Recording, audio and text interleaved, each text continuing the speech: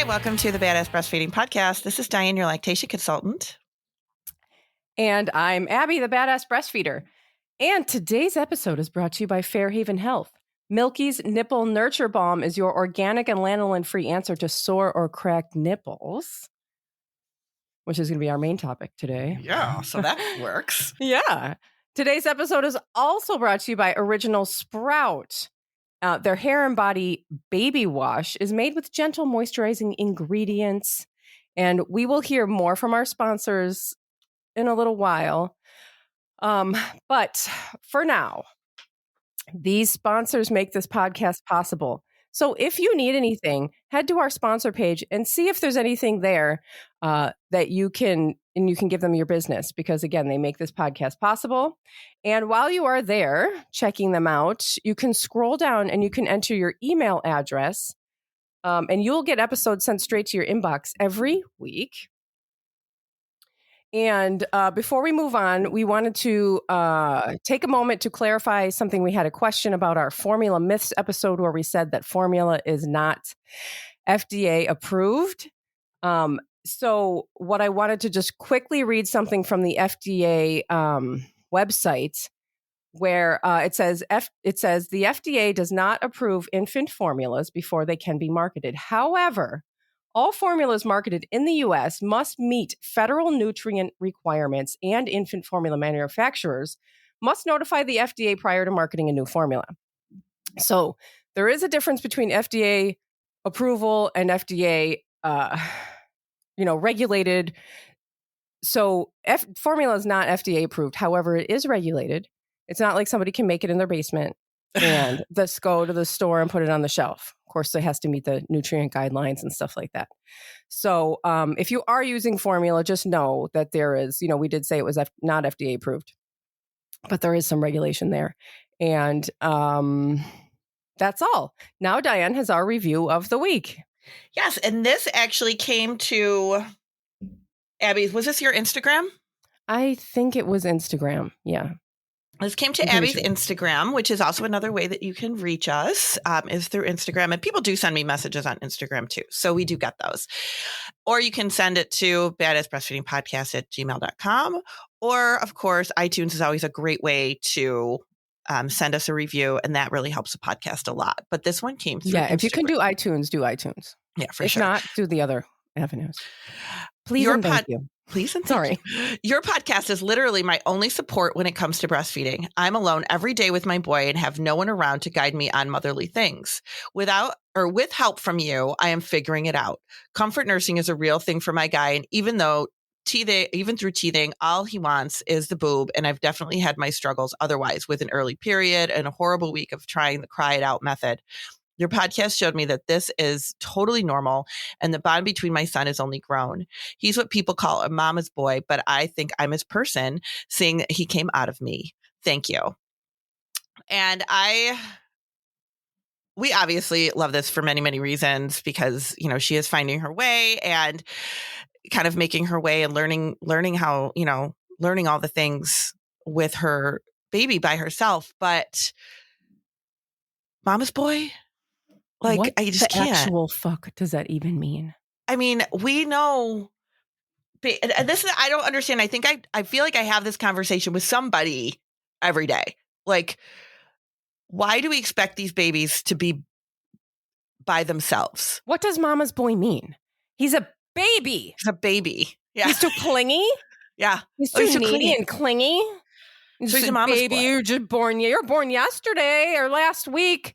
Get it together, man. Why do you need me so much? Such a mama's boy. I mean, first, what does that even mean? Like, that's like some sort of insult that you're too close to your mom, that you're too, you're too needy. You have too many,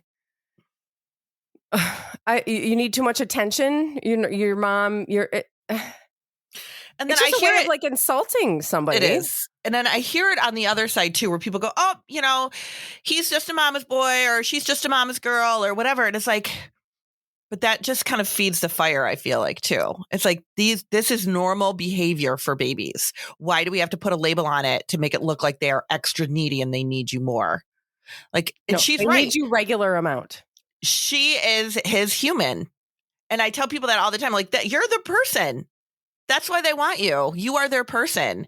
Like, that has nothing to do with, oh my gosh, I'm a mama's boy. Like, they're not going to be that. They're not like extra needy. But I don't know. It's just crazy to me. There's no extra needy baby. No. They're just needy. They're new. You're not going to get away from it. You're not. Yeah. You can't just be like, oh, I have a really needy baby. No, you don't. You have a baby. Right. That's what you tell people. This is normal baby behavior. This is a normal baby.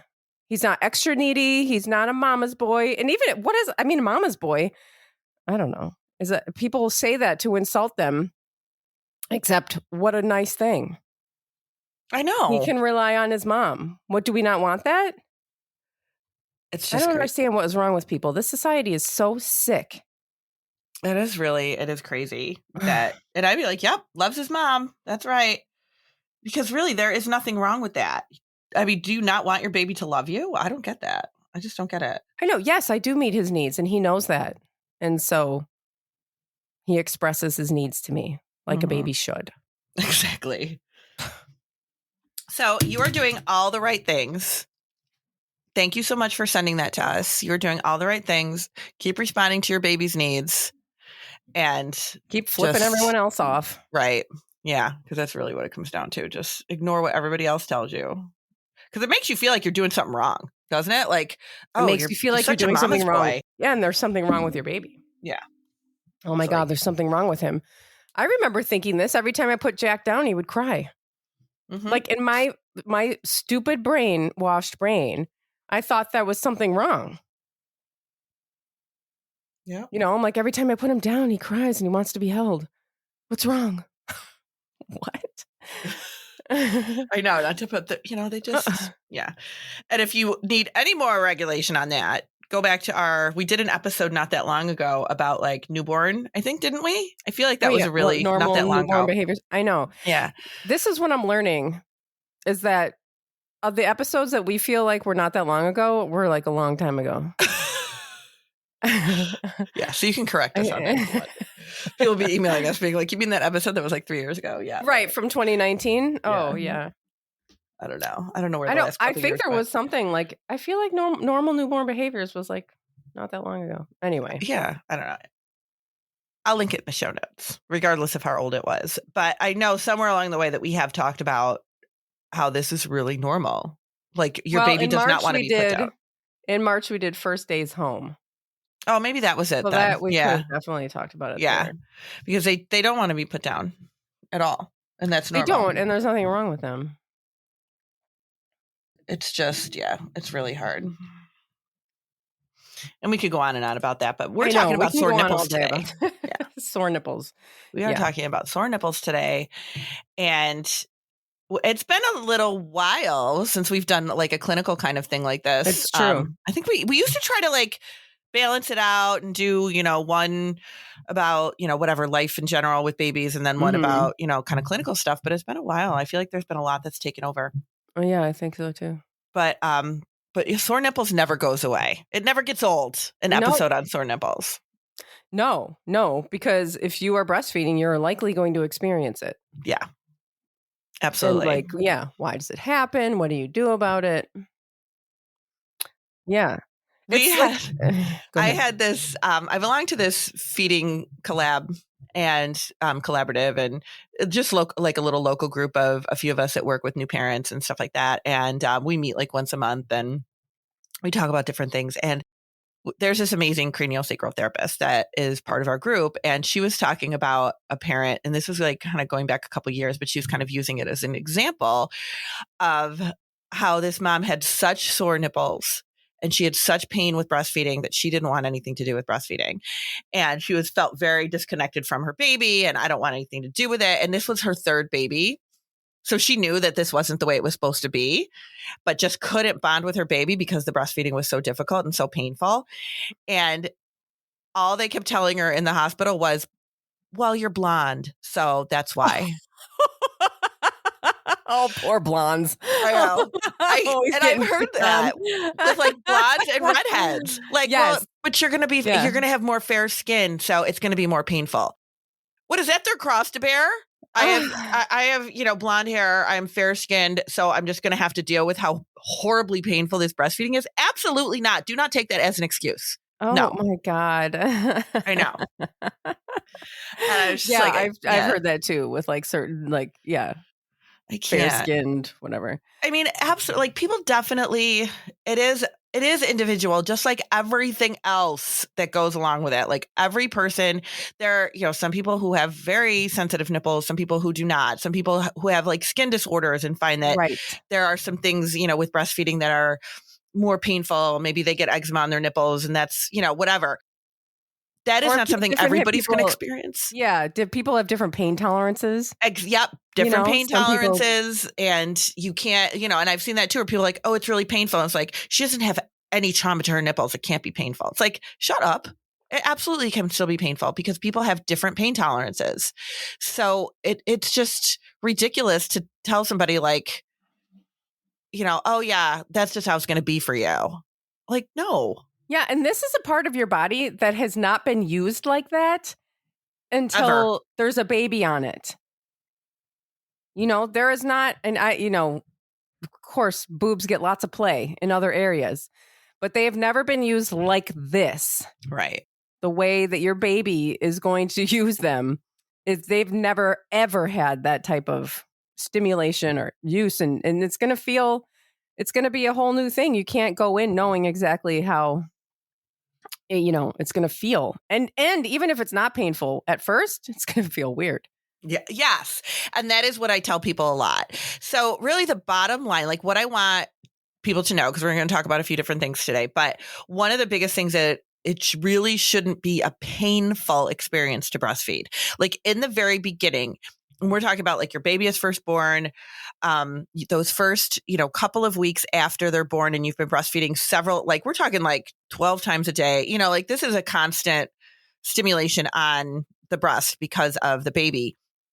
You should feel a little bit of like, maybe like little tenderness, little sensitivity when the baby first latches, where you might be like, oh my gosh, that is painful. Like for maybe 30, 60 seconds tops. And that is it. Then that should go away. You should feel the pull or the tug, which might absolutely feel weird. You might be like, what? Like this is kind of like weird, but it shouldn't be painful. You shouldn't have that pain throughout the entire feeding. That is a huge red flag. And that is what I want everybody to know. It's like if that initial latch pain continues on throughout the feeding, that is something that we need to fix because that is not sustainable at all. And I don't understand because you hear so often, like, just power through it. It's definitely going to be painful at first, or it's definitely going to be painful. That people say that it shouldn't be painful. They're just, they just don't understand. But like, we don't do this with any other body parts. Right. Like if your stomach hurts, people are not like, oh, just, just deal with it. Right. Or just, power through it.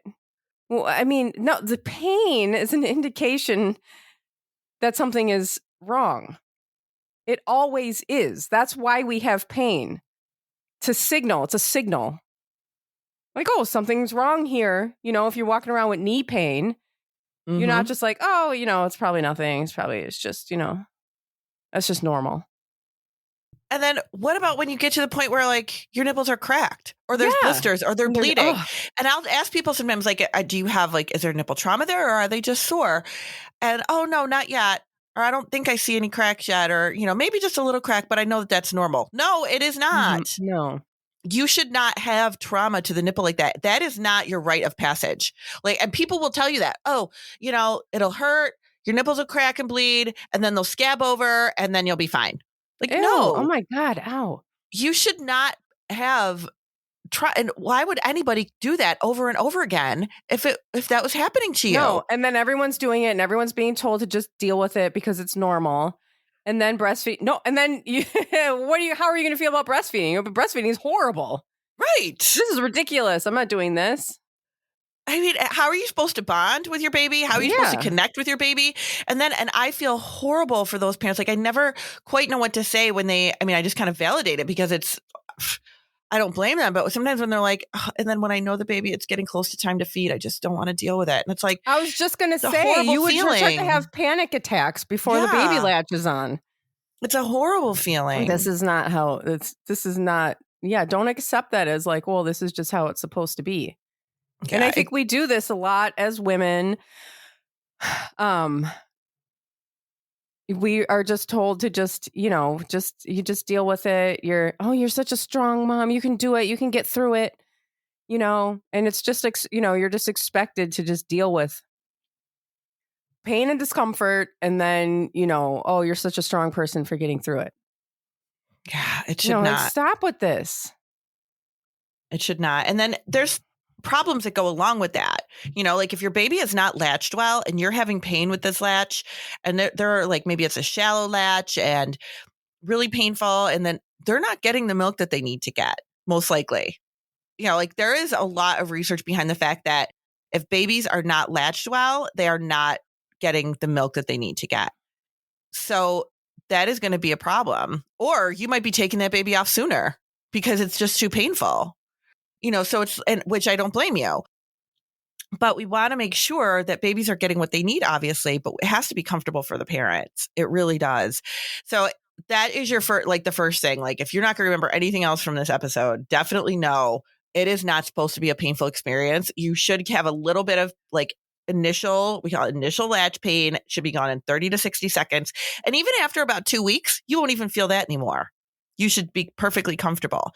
But the majority of the time, what I find to be what causes this pain, the majority of the time, is positioning of the baby, like how they're positioned and where we're putting them and how they're latching.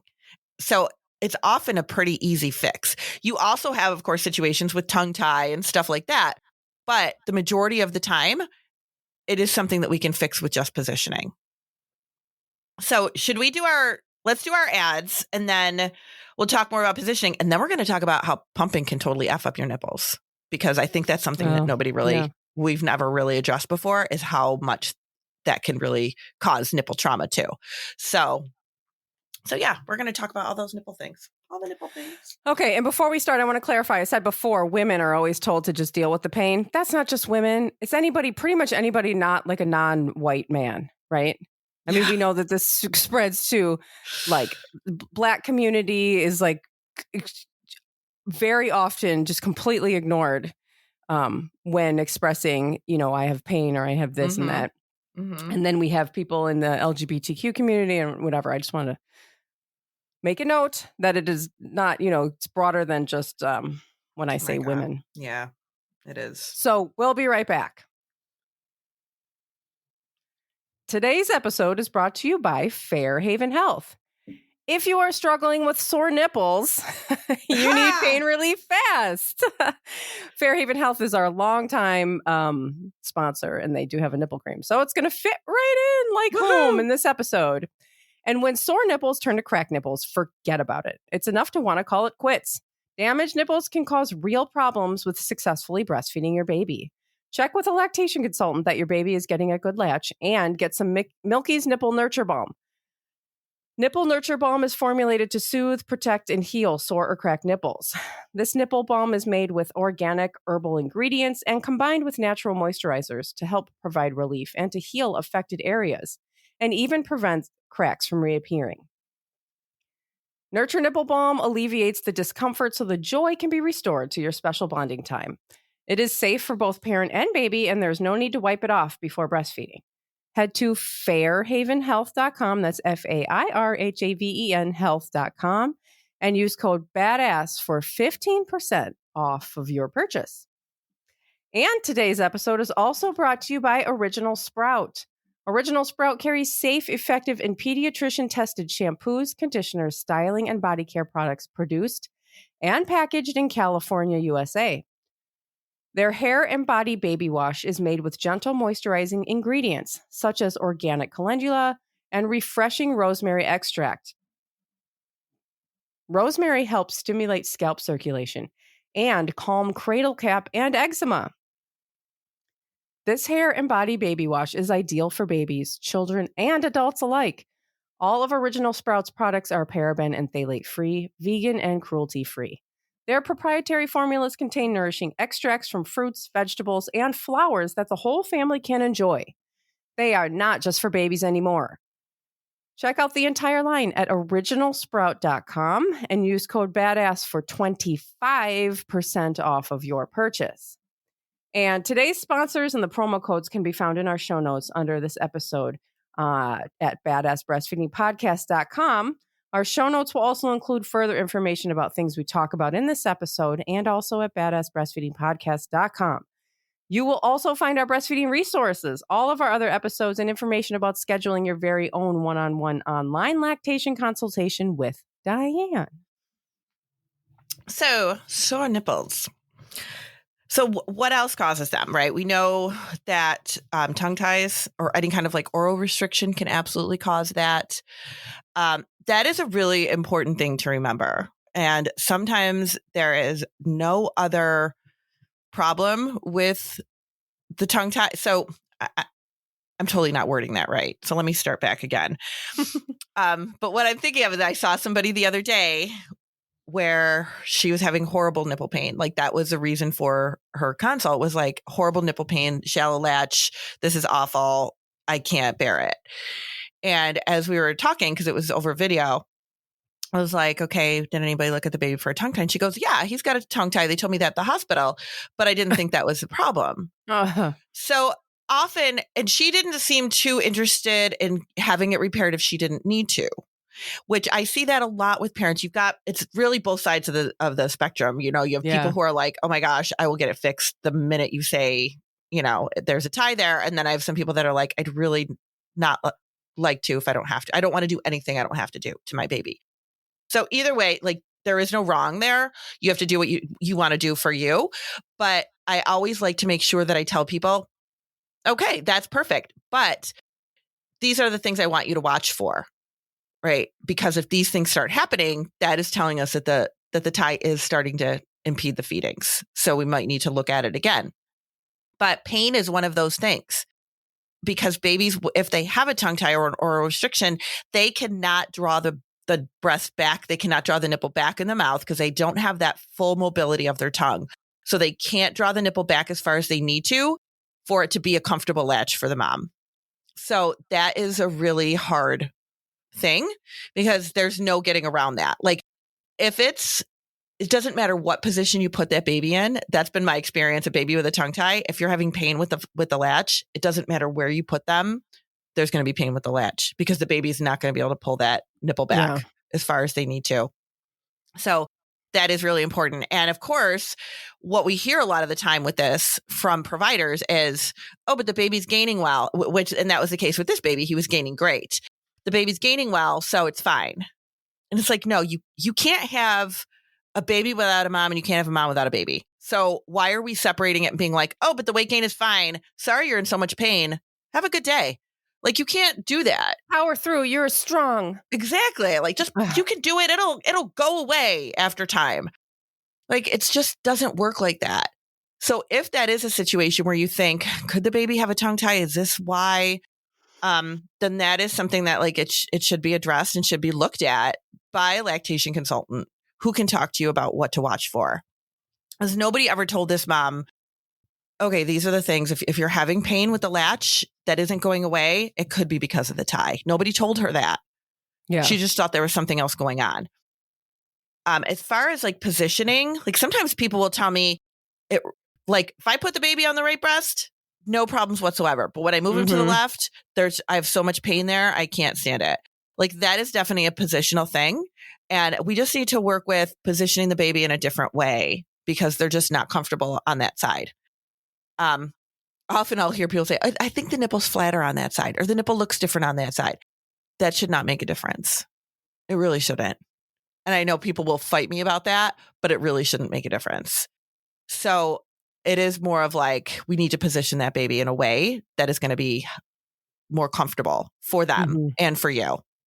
But when I talk about like making sure position is right, babies need to be like, babies are so floppy. Newborn babies are so floppy. They cannot support their head. They cannot support the weight of anything. And we put him on the breast and we were like surprised that it's a shallow latch because we're not giving them any kind of support whatsoever. Like you have to hold them. You have to support the weight of their neck. You have to support the weight of their head. And you more often than not have to support the weight of the breast. And that is something that I go back and forth with parents because they're always like, oh, I was told not to hold the breast, or I was told I don't have to hold the breast. If your baby is a newborn, they more than likely cannot support the weight of the breast, especially with the milk coming in. That breast gets heavy. They cannot support that weight. So it's like you're holding the breast, you put them on, and then you take your hand away. That latch is going to become shallow because the breast tissue is just going to slide down out of the baby's mouth. You really need to support the weight of that breast. And then sometimes I hear, well, how long do I have to do that for? Do I really need to support this? How I can't, if I don't have enough hands. It's just like, no, it is not easy. We totally recognize that, but it will be a better latch. And then as the baby gets more head and neck control, you won't have to do that anymore. But they need support. They can't do it on their own. So you have to support the weight. You have to make it a little bit easier for them, which makes it a way more comfortable latch. Yeah, I think that's where the whole thing comes in, where it's like, well, breastfeeding's natural, so it should just come naturally. And we realize how much we have to help them. Like it's an instinctual thing, but it's learned. They need to learn how to do it. And that was because when I was breastfeeding Jack, he was like, by the time Exley was born, he was almost 3. And you don't do anything with a 3-year-old. No. You're just like, I'm not even paying attention. And then Exley's born and I'm like, hey, latch on, hang out. And I was like, forgot all the things that you have to do. Yeah. Yeah. And I tell whenever I get a mom that contacts me, a parent that contacts me, and they breastfed their first one or their second one or whatever for a longer period of time, and they're coming to me because there's pain with the latch, I'm always like, all right, this is a positional thing, because their memory of nursing a baby is like a 1 or a 2-year-old. Right. So that's kind of what they're automatically going back to again, which is totally normal and natural. Like you just don't think about it and you just tuck them in. Plus every picture you see is a baby in the cradle hold in the crook of their arm. Yeah. Breastfeeding. It's like, that is a horrible position for a newborn. They have zero control of their head and their neck. Their head will just flop backwards or it'll flop forwards, which will cause a very shallow latch or a very painful latch. But that's what people want to do because that's what we see. Or we see these pictures of older babies and they're in like all these contorted positions, but they can do it because they're older babies. Right. And we can't do that with a newborn. And I did have a mom recently who was like, I really just want to do that cool mom hold with you just tuck the baby in your arm. And I just feel like I can't do that with him. It's like, not yet. You can't. But that's just, it'll come. Do you have people lean back? Yeah. Oh, that was like, I did have somebody, actually the mom with the tongue tied baby. She said, I tried to do that with him and I felt like his body was kind of all contorted in a weird position because I know you're supposed to have him kind of, I'm like, if you're leaning back, that's okay. If he's like across the front of you or like across your body and, he doesn't have to be in this perfect, straight line. But she said that was a little bit better of a position. And sometimes that can be. But I also have people that say that they try that position, that laid back position. And it's like, they feel like they can't support their baby as well. Like their baby's just kind of like flopping to the side. So it really is about like what is comfortable for you, but it also has to be comfortable for the baby. And you also need to give them a lot of support in the beginning. They really need a lot. They need you to really support their head and their neck and support the breast. And some people say, oh, I heard not to hold the breast because that'll cause problems. And it's like, you don't have to hold it like there's a vice grip on it. You just have to support it for them. Like, it's just, we just want to give them a little bit of extra support so they don't have to try to support the weight of the breast. That's all. That's all you got to do. But I know we've gone into detail about that, like with positioning and stuff like that when we've talked about it, but that's really like the bottom line. A lot of times when I get people with nipple pain and sore nipples, it really is about like just switching up that position and making sure that it's okay. And the lip flanging. And I know we've talked about that on the podcast before too. It's like making sure their lips are flanged out, because if that bottom lip especially is tucked under, which happens, it can feel like it's painful because it's like rubbing, it's just rubbing on the lip is just kind of rubbing against the breast and it's painful. So making sure that those lips are flanged out And you is can just really pull important. it right out. Yep. Just pull put your finger in there and push them out. Yeah. That's all you got to do. Give them the little fish lips. Yeah. And that makes a huge difference in comfort for sure. And it helps them get on a little bit deeper. And then people also are kind of surprised that they need to do that. Her lip isn't flanged. It's like, well, flange it. That's fine. Yeah. It's okay. No, I think that you're like, I remember when I had Jack and I even look at pictures and I'm like, oh my God. Like, I was just like, I was so weirded out. I was like, what am I supposed to do with him? Like, am I supposed to touch him like that? Am I supposed to do this? Or is it, you don't really realize that you are like in charge. Yeah. You're like, not the one, you don't really realize that you're the one who's like steering the boat or even what that's like to do that, to really take on that, like, I'm in charge and I'm guiding this ship and I'm the one who's doing this. Cause I remember just feeling like, I don't know, like I didn't know if I should or if I could, Yeah. Because you think something's wrong with them. That's kind of the impression I get from a lot of parents. They're like, but they're, the top lip won't flange. Do they have a lip tie? Because the top lip won't flange. It's like, just flange it out. And sometimes it's part of the positioning. If the positioning isn't quite right, their head is going to be in an awkward position, which is going to cause them to not open their mouth wider, which is going to cause that flange issue of the lips. But it is totally that they don't know what they're doing yet. You said this is an instinctive behavior. Breastfeeding is an instinctive behavior, but they don't do it perfectly right away. So we do have to help them a little bit. And after time, it all becomes very natural. But often in the beginning, it just doesn't feel that natural. So it's okay to flange. And the more that you do intervene, the more that you pull those lips out in the beginning and make sure you get that deep latch, the more that it'll feel familiar to them. And then they'll learn that that's what it should feel like. And it'll become easier for them to do that themselves as they get a little older. Do not keep a baby latched if it is painful. Do not, because that is just going to cause more pain for you and more nipple trauma. And it is not helpful to anybody. It is okay to take them off and redo it, which sometimes can be like, oh my gosh. Yeah, just stick your finger in, break the suction, and just start again. Because we don't want them on where it's going to be painful for you. That is really, and sometimes it's like, okay, they're on. I just want them to eat, get it over with. But if it's painful, just take them off and start again. That's all you got to do. If you do have nipples that are damaged, there are, really good nipple creams that are out there. There are other interventions that you can use. I know there's tons of stuff out there on the market for this very purpose, but your own breast milk will definitely heal your nipples too. So even just like rubbing some of that in, letting them air dry a little bit, that will really be helpful. Nipples will heal very, very quickly if they're not being re-traumatized again. So it's like, okay, you have a bad latch, nipple trauma, you go see somebody, you get help for it, the baby starts latching better, you're not having pain, those nipples will heal really quickly. And you shouldn't have pain. Like, even if you have damage to the nipple, if the baby is latched well, you should not have pain with it. And they'll just heal. But if the problem isn't solved, they're just going to continue to be re-traumatized again. Just like anything else, right? Like anything else. If you're going to continue to slam your foot in a door, you're going to have pain. Like, it just is. It's just, we need to fix it. So and it can be fixed. It really can be fixed.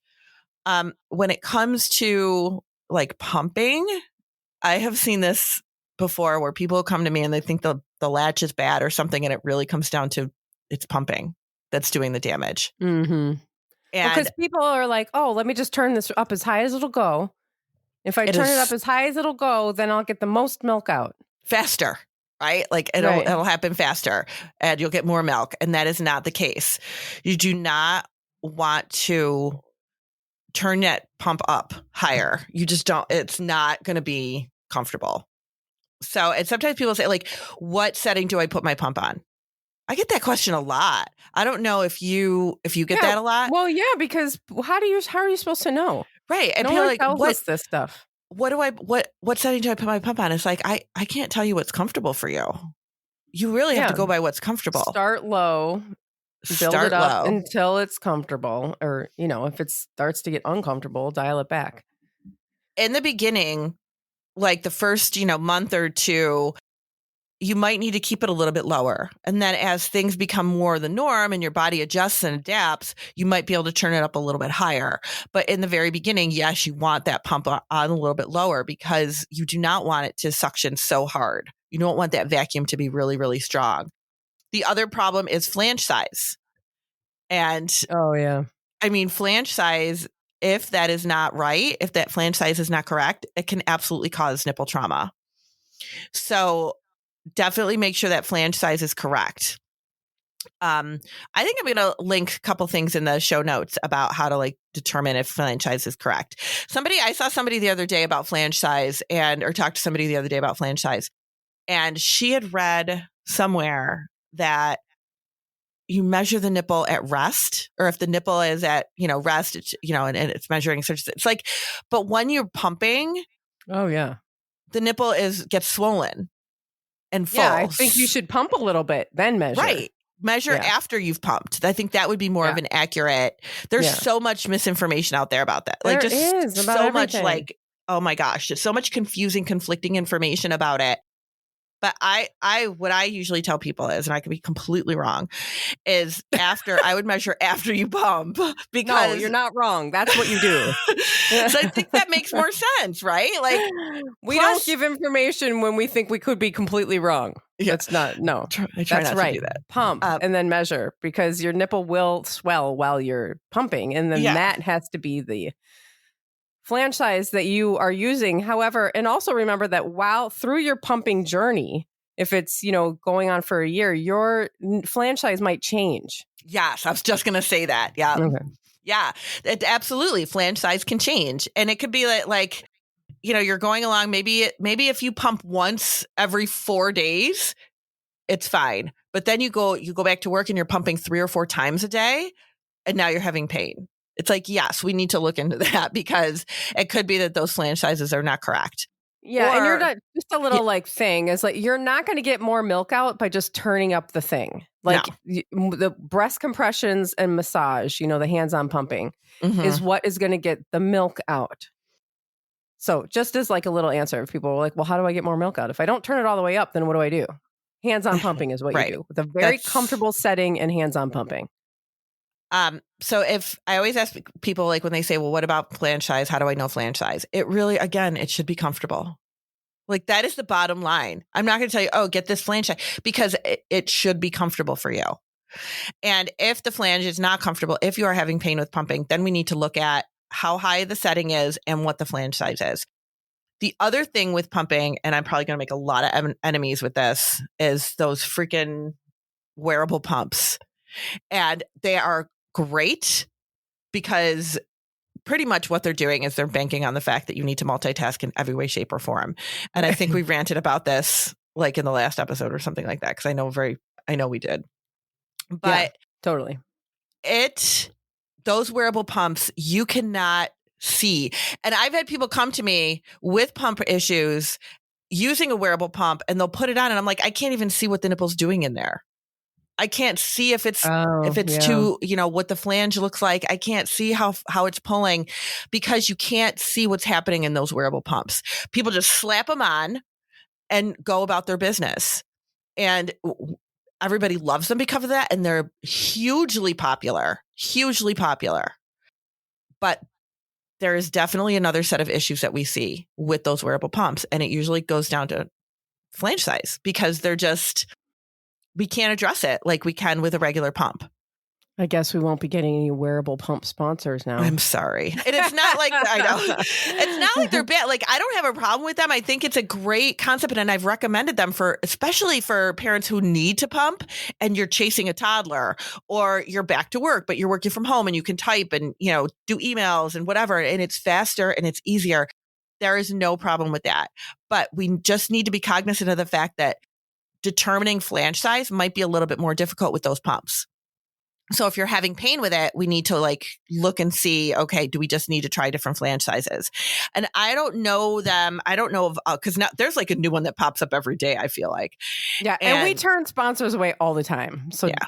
I was just making a joke. Like, yeah. if you have a product that we're like, we're very protective of y'all. So yeah, we're not just going to start marketing random things. So no. we turn them away all the time. But if it is something, and everybody fits flanges, like they're not one size fits all. That's my other big problem with pumps. They're not one size fits all. So we really need to look at like, yes, you're receiving a pump.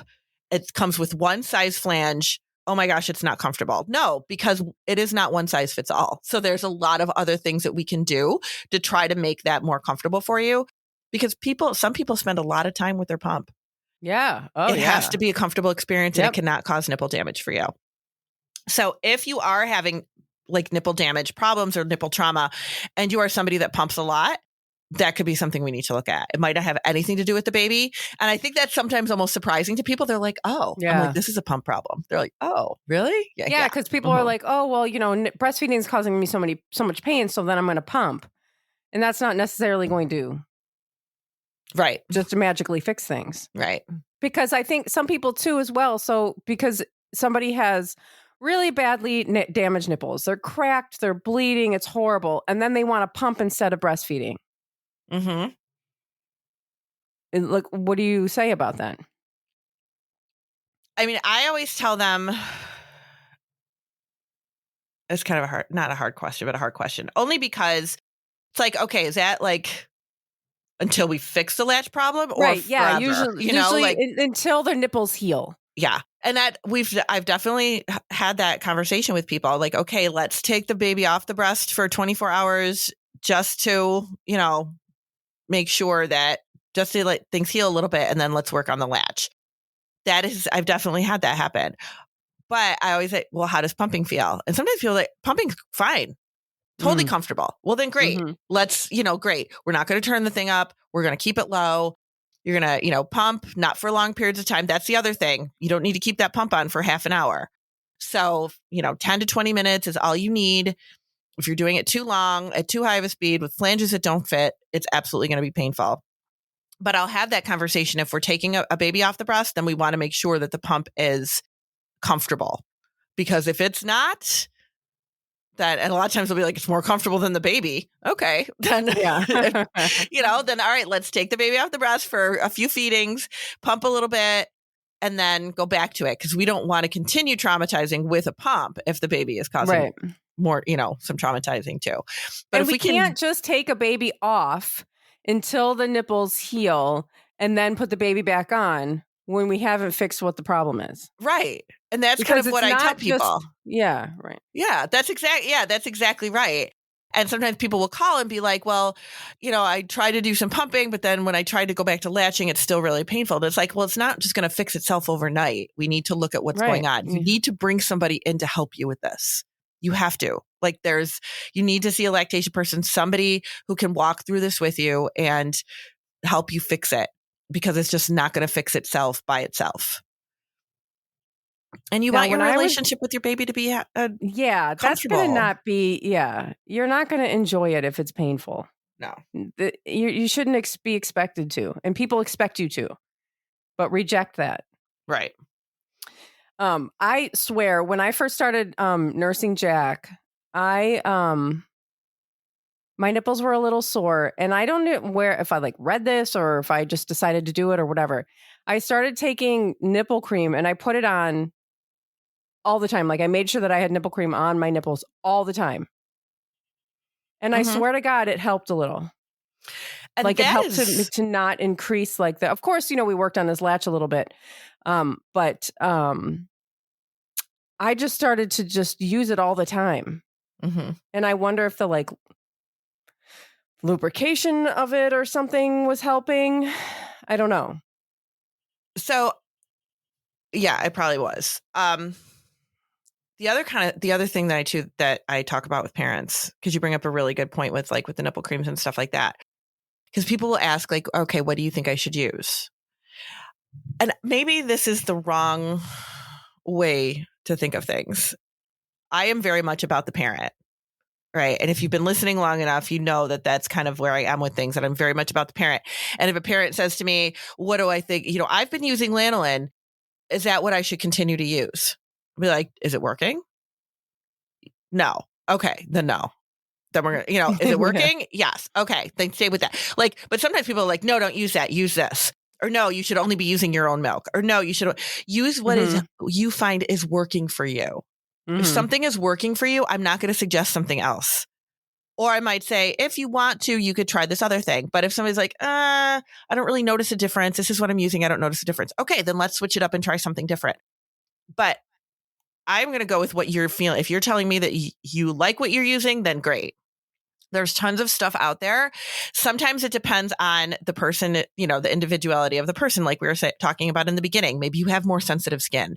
And we need something every day. I don't think I used anything, honestly, but I don't have skin that's very sensitive like that. So for me, it was just like, I figured I'll use it if I need to. I also never used diaper cream on my kids because they never needed it. And I never used it even just kind of just in case, because nobody said you should use this just in case. But they have different skin. We just have different skin than other babies. Everybody's different. If it's winter and mom tells me, I have really sensitive skin anyway, and it's winter and it's cold, and which causes more dryness, then absolutely we're going to use something more. But if you don't need to, it really just depends on what you're feeling and what's helping you. Sometimes people like to use it just because they're like, I don't know if it's doing anything, but it makes me feel better in my head. Great. Right. Then that's then it's doing something. Yeah. If you feel like it's going to prevent something or. Yeah, then that's it's doing what I something. felt like. I just felt like, well, maybe this will prevent it from getting worse, or I don't know. I just remember doing it, and I remember thinking that I was really smart and it worked. It definitely, you weren't wrong. You definitely weren't wrong. I kind of think about it as like using lotion on your hands and stuff like that. It's like they're being used all the time. You're washing your hands all the time. They get very dry. You put lotion on them. It's kind of the same thing with nipple creams and stuff. They're being used all the time. You put a little lotion, little something on them that helps them to stay lubricated. It's totally fine. And it's a very smart thing to do. And some of those nipple creams, they do help with the pain too. It's not just moisturizing, but it can help with heal. The pain. Yeah. They have actual pain relieving ingredients. Yeah.